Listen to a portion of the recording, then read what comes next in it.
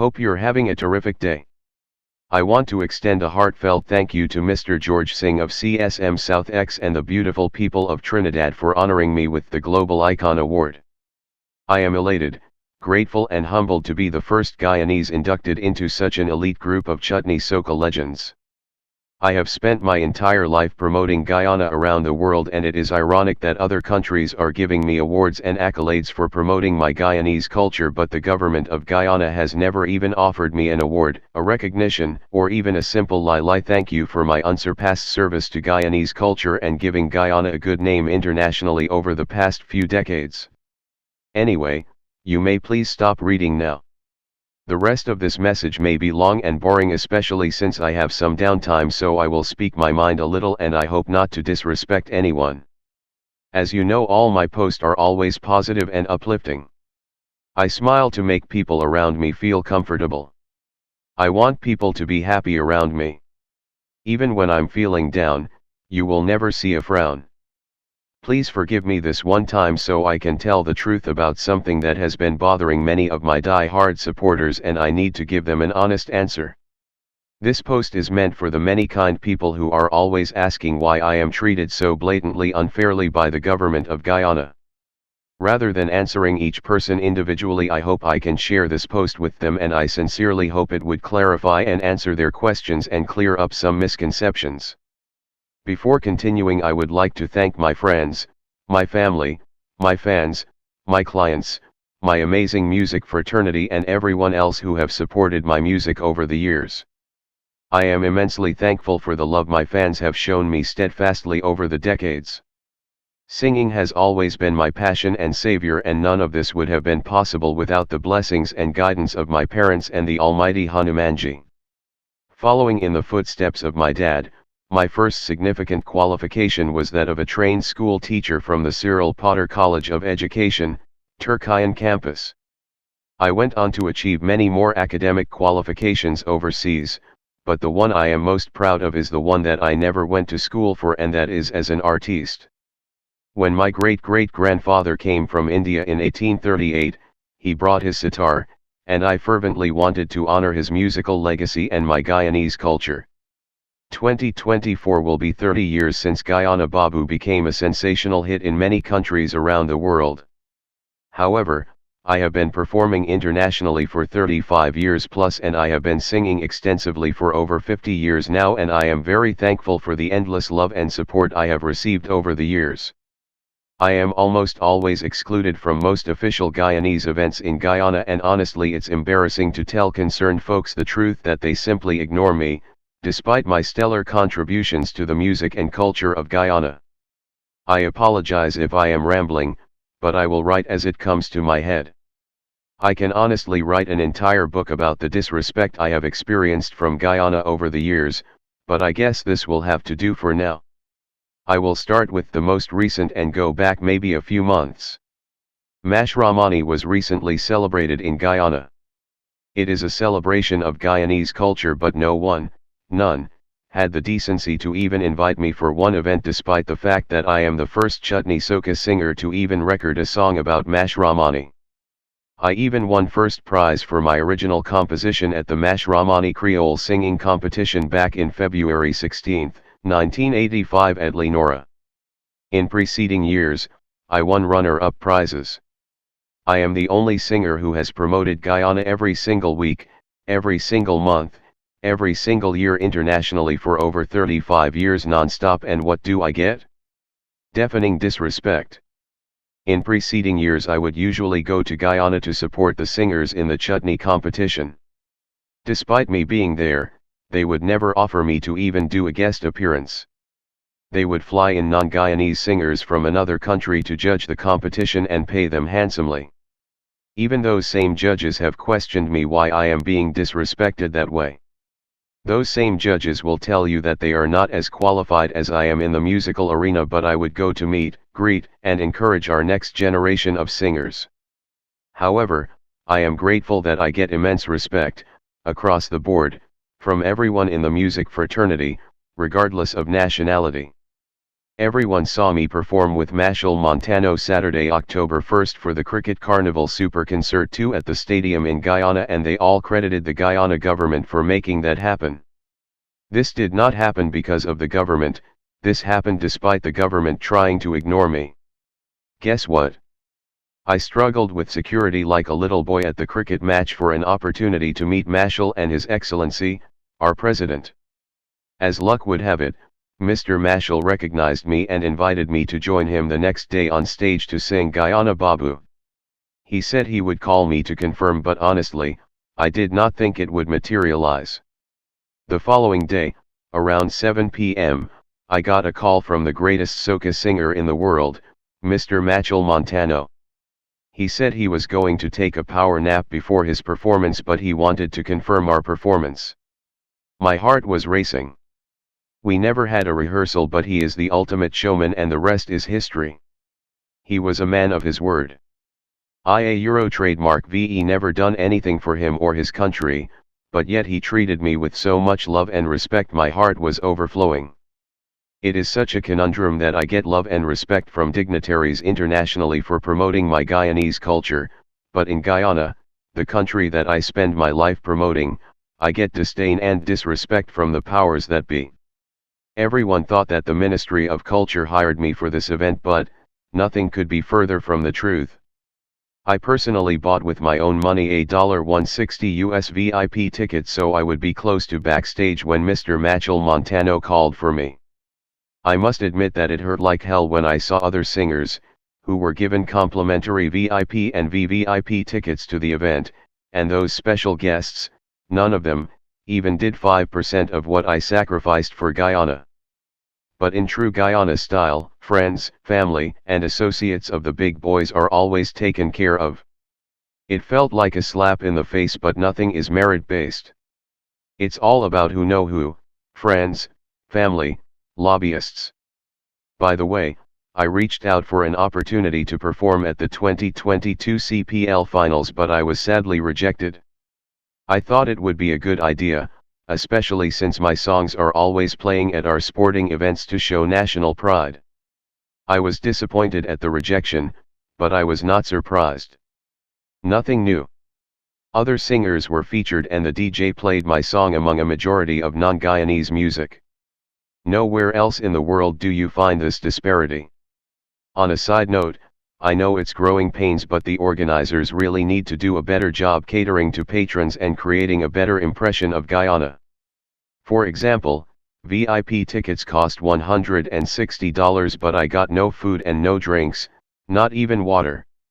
They said they were out of cups, laugh out loud. You can read that again.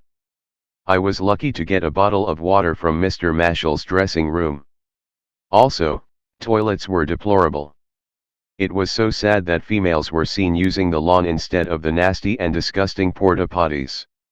For an event of that stature and caliber, standards should have been a lot better. I have traveled to many different countries around the world, doing various events, and I am happy to advise them, but no one wants to listen to me. Anyway, to add salt and pepper to my wounds, you will not believe this, but €1 the tickets that I personally purchased for the CPL Cricket and Machel Super Concert, guess who transported them from New York to Guyana? Yes, me, the dummy. I was one of 3 singers who paid for the extra suitcases to bring the tickets from New York to Guyana, otherwise, the Guyana government would not have gotten it in time for the big cricket carnival and CPL events. That is a fact. I am sure you think that the €1 I pass €1 done? Guess what? I still have not yet been reimbursed for the cost of the extra suitcases on JetBlue, but I gave up after making several attempts. I am embarrassed, but they are not. Those baggage charges were made to my credit card, and I kept the receipts for sweet old memories, but mostly as a lesson about dealing with the Guyanese admin. And yes, idiot me, I took out money from my pockets and bought those same tickets so I could support those events. Maybe I am a lost soul, but I always try to be a good Guyanese and support my Guyanese culture. I was in Guyana for over 2 weeks during the cricket carnival. I wish I could have stayed in Dubai, but I cut short my India/Dubai tour so that I can be in my beloved country, only to be grossly disrespected as usual. During my time in Guyana, there were several official state dinners, breakfast, etc. No surprises, but I was not invited to a single one. But guess what? Foreign artists from Trinidad etc. were flown in and paid big bucks. Believe me, I know to perform at these official Guyanese events. Yes, Guyanese events. Yet the man who spent his life promoting and popularizing Guyana around the world, was totally ignored. Like I said, I can write a big book about the disrespect and disdain from Guyanese officials, but I will keep it to a minimum here for now. I was hired to sing for 2 events during this period, but here's how it went down. The first event was at Port Morant in Berbice, Guyana, 17 Sept 2022. Let me show you how professional they are. On the program, I was slated to sing at 11 p.m. but a certain Trini singer made a lame excuse and said he wanted my time slot. No one asked me, no one consulted me, I was just pushed to sing later, to my dismay. However, this is a norm for Guyanese singers to get pushed around by our own people to please foreign artists. Ask any Guyanese performers. The second event I was booked for was the duck curry competition in Lenora. I was told that someone will pick me up at 1 p.m. and I will be singing around 5 p.m/6 p.m.ish because I had a flight to catch that night so I can make it to my show in Cleveland, Ohio the next day. 1 p.m. passed, 2 p.m. passed, 3 p.m. passed, 4 p.m. passed. The driver finally came at 6:30 p.m. I do not blame the driver, he is the nicest guy, he was just working with orders. When I got there, they were running late, no fault of mine. I used the downtime to go around the field meeting and greeting everyone and taking pictures with attendees. However, it turned out to be more I-pass. Hear this, they had the audacity to ask me to reimburse them $1,000 because I could not perform due to their fault. Facts. I know it seems ridiculous, but it's 100% true. I have the proof. Another observation, international artists are allowed to get away with any lewdness and slackness on stage even for shows that are broadcast to families and children. Facts, but if a Guyanese artist does even 1% of that, boy, his people will bash, condemn and ostracize him. Why the double standard? It's because the media has trained them to respect foreign artists who bully them. They are lauded, commended, and paid the big bucks to do whatever they want. They are applauded and complimented for violating our society. What do our officials do? They turn a blind eye to that abuse. Our local artists are afraid to speak out because of repercussions. Ask them privately, they will pour their heart out to you. I come from a background where we had to appreciate and be thankful for the bare necessities in life. We had to fetch water in buckets from neighboring villages. We will wake up at 5 a.m. in the morning to fetch cow dung. We would go fishing with my dad and to do gardening with my mom to help out to make ends meet. So the disrespect they're showing me will never ever break me. My parents raised me to be stronger than that. The love from my fans around the world keeps me going and makes me happy. That love conquers the hate and disrespect from the powers that be. Please don't get me wrong, this is not just about the current government, this has always happened throughout all previous administrations. We have a young president and his administration have bigger fish to fry, but a chain is only as good as its weakest link. The people who work for us are a reflection of whom we are. They can make us look good or in this case, really bad. By the way, the only presidents who ever acknowledged me were the late great Dr. Chetty Jugun and Mr. Granger. I was not even popular at the time I sang for Dr. Chetty Jugun, but he was amused that I was waving my Guyanese flag and singing Guyanese songs when everyone else were singing Bollywood songs. He personally commended me, and that was a major motivation for me to keep promoting my Guyanese culture. Before I go any further, please don't get it twisted, this is not a cry for money, awards, or recognition from the Guyana government or anyone else.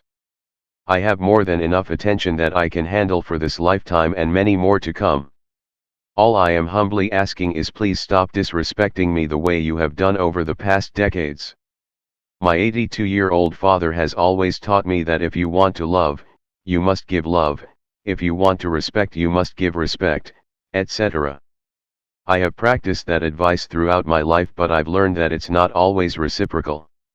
It is like unrequited love. Because I don't complain about it does not mean it's right. It's a blessing to still have my mom and dad advising me and guiding me. Advice like, hope for the best, but prepare for the worst is priceless. Music is not such a glamorous job. It requires hard work, sacrifices and lots of compromises. It takes a big toll on our families. I apologize to loved ones in my life whom I have neglected due to my music. Yet you will be disgusted by the things I have had to endure from my own Guyana. Our singing job has the same issues as normal jobs. Problems like mental health and stress affect so many artists. One young singer I know even wanted to commit suicide. I had many conversations with him and advised him to lower his expectations for the music business in Guyana and focus on other things to distract and to be close to the ones who love him. There are many cases like this. With my experience in the international market, there's so much I can do to help Guyana and Guyanese musicians in music. I have offered my help, but they have simply just ignored me. Back in the days, I was promoting Guyana at a time when it was unpopular to promote Guyana. Worse yet, waving a Guyanese flag. That was when people were running away from Guyana. I heard all the abuses. People would tell me to throw that flag in the garbage. I always promoted Guyana regardless of which administration was in power, PPP or PNC, it did not matter. It was love for country, roots and culture. When I entered the music scene as a young man, I was very fortunate to share the stage with many of our greatest legends who are no longer here. I was shocked that they even knew my name. It was mind-blowing to have a bond with them and humbling to hear them compliment me. I learned a lot from greats like Sundar Popo, Sunny Man, Anand Yankaran, Kanchan etc.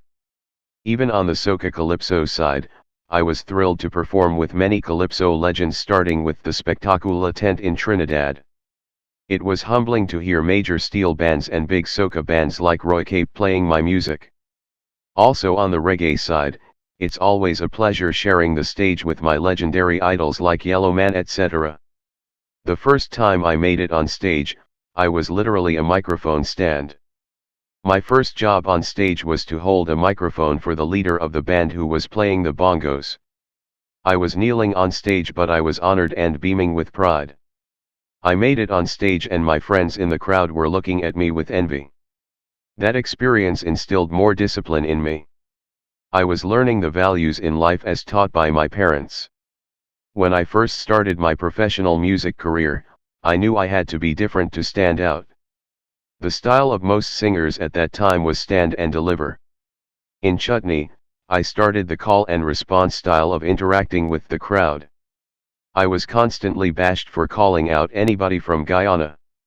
Now almost all Chutney singer does that, including the ones who used to bash me, yup. I was the first one to bring the screw the light bulb dance to Chutney. There are so many pioneering firsts in my career, it will be a long list here, but I'll keep it short. In 1993 I sang a song entitled Richmond Hill, a Little Guyana. 30 years later that became a reality. Liberty Avenue was co-named Little Guyana. I was very honored that the mayor of New York and many other dignitaries showed up at that launch, and it was covered by the mainstream news media in New York, USA. I have always done that one finger, one Guyana pose. Just look at my old pictures. Now, everything is about one Guyana. It does not matter what I do for Guyana, the Guyana government nor the Guyana media has ever given me any credit for anything. Luckily, I know better and I never expect anything in return. It is like doing charity. Like doing seva. As long as you don't expect anything in return, you will be fine. My original song Chal Gay Nana with DJ Avish won awards in South Africa, but in Guyana nobody knows about it. Laugh out loud. It was a first for a chutney song produced in South Africa, historical. but if a non-Guyanese artist had accomplished that feat, it would have been trending, it would have been a hit. It would have been the biggest thing in Guyana. I was the first singer from the Caribbean to perform at the Bollywood Music Awards with all the superstars from India. After the awards, Shah Rukh Khan performed my song at his live concerts. Dis Lil Guyanese Bhai was prapa honored. I also performed in India twice last year, thanks to H.C. Sharandas and H.C. Gopal. In my first performance in May 2022, I sang for many dignitaries including the High Commissioners of several prominent countries. They all enjoyed my performance and complimented me personally. However, I was blown away by the praises coming from the Minister of Culture of India, yes, that India, land of 1.4 billion people. She was so impressed that she requested that little old Terry Gajraj return to India in August 2022 to sing at the joint independence celebration of India and Trinidad. It was an astounding event featuring talented artists from Trinidad and India, and I was very humbled to represent Guyana. I am happy for the young artists today, but they have no idea, none, of the sacrifices we had to make to put Guyana on the map musically. It is now so much easier to get your music out there via TikTok, YouTube, and other social media, but back in the days we had none of that. We were at the mercy of the Guyanese media that prioritized foreign music and looked down at Guyanese music. It still happens today, but it is slowly getting better. I am very happy that our music is gradually getting out there, but there's so much more that we can do to be more dominant and prominent in the musical arena.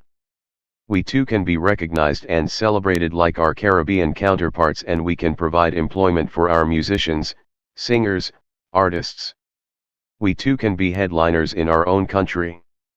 Even without a copyright law, there is so much can be done to achieve success in our music and culture. The Guyanese music scene is thankless service, but we need to consider future generations and make it appealing to them. These days money speaks, so it's hard for them to understand the values of our heritage and culture. You get preferential treatment for who know, but let's not mislead them. It's ironic that Guyana will give more love and big payday to the artists who don't promote Guyana but who come to take our money, but they will ignore the artists who promote Guyana and Guyanese culture. The disrespect and double standard is overwhelming. We need to properly guide and educate upcoming new artists. I hope they never have to experience what I have experienced as a Guyanese musician promoting Guyana. It is very disappointing and disheartening. We need to encourage the young ones. They are the future. We need to teach them by example. Most singers of my caliber only seek to collaborate with singers who are more famous and who would help to elevate their careers. I do not blame them because they value their careers, but I love collaborating with upcoming artists who need help. I want my fans to be their fans, and I want to empower them for our cultural preservation. I am not the typical celebrity who pretends that I am more important than I actually am. As you can see, own government treats me like a nobody. I do not have a manager or agent.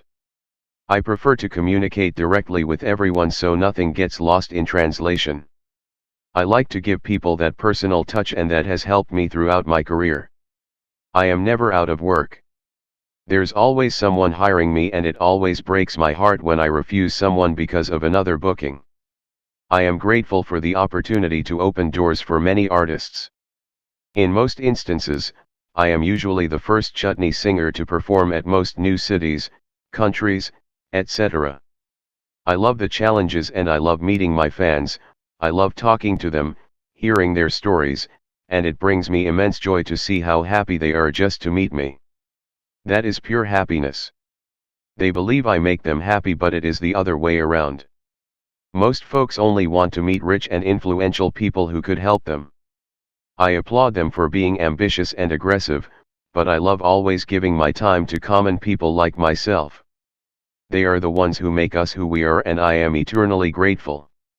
Fame usually makes most artists stop being humble, but fame has done the opposite to me. I feel like I owe the people for their love and always want to give them my time. I came from a very poor and humble background, and I always want to honor that. I always believe in longevity and doing this for the long term. I always try to be honest and practical with my promoters. I love doing this and it makes me happy. I never want to retire. Like my dad. He Euro trademark s 82 years old, and still working. I always want to be hungry, I always want to be a student. I want to keep learning and evolving. Many foreigners learned about Guyana through the music of Terry Gajraj. They always tell me they want to visit Guyana because of my music. Music is a powerful tool. History has shown that when politicians fail, music brings us together, like Bob Marley. If you actually read through this whole thing, I apologize. My friend Shamtilak always said time is the most precious gift you can give someone. For those who are offended by this post, don't worry about it, it will be swept under the rug and soon be forgotten. A lot of people believe that the government of Guyana pays me to promote Guyana. Nothing could be further from the truth. I do it from the goodness of my heart for love of country, culture, and the people. Around the world MCS introduce me as the ambassador of Guyana, everyone recognizes me as an ambassador, everyone except the Guyanese government LOL. People even think I have a diplomatic passport, I laugh because I know Guyana better. Upon departing Guyana on Monday, March 20th, all I got from the immigration officer was a grunt and sour face, and this was despite me being mannerly saying good night, thank you etc. and trying to be pleasant. Some things never change. However, the lady checking my passport before I entered immigration was friendly and nice. BTW, my passport was checked 7 times by 7 different people, record-breaking. They are trying their best to deny my legacy and impact on the Guyanese music scene. They can keep trying to put me down, suppress me, stifle me, but it will be an injustice to my ancestors if I allow them to stop me. They can continue closing their eyes pretending I am non-existent, but the validation from my fans around the world is enough for me. I appreciate the life lessons. We are never too old to learn. I always believe in longevity and doing this for the long term. I always try to be honest and practical with my promoters. I love doing this and it makes me happy. I never want to retire. Like my dad. He's 82 years old, and still working. Really. I always want to be hungry, I always want to be a student. I want to keep learning and evolving. My motivation is to honor the sacrifices of our predecessors and the founders upon whose shoulders we are standing on right now. I will always be that village boy who treasures his roots and will always honor my traditions. Just like anyone reading this post, I have made mistakes in life, but I am trying to learn from them and I a Euro trademark am trying to be a better human being day by day. Every night I pray, I ask God for his guidance. I am aware that my post will not change anything in Guyana, but year after year I have been bombarded with these questions. I thank God for the opportunity to provide some answers to the good people who care for me and my well-being. For my concerned fans, please don't worry about me, I will be fine. If you have ever had nothing, but still, you feel like you have everything, you will be fine. I have been there and I survived. Don't a Euro trademark T worry, I will still keep releasing new songs at the same consistent pace I have done throughout my career. It's just unfortunate that most Guyanese don't a Euro trademark T get to hear my new songs because most of the media there do not play my new songs. Next week I will be releasing a new song, entitled Chalo Chalo. It is the first song that I have written in Hindi and I cannot wait to share it with you. It is a song dedicated to the people who are responsible for our existence on this earth that is both heaven and hell.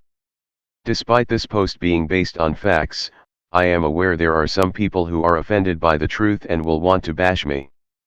I apologize if I offended anyone, but we must set a better example for the next generation. There is room for improvement, and we must do better as human beings. I take pride in promoting my culture, my nationality, my roots, my heritage, and I will always cherish my Guyana passport. I always showcase a positive image of Guyana in all my performances internationally.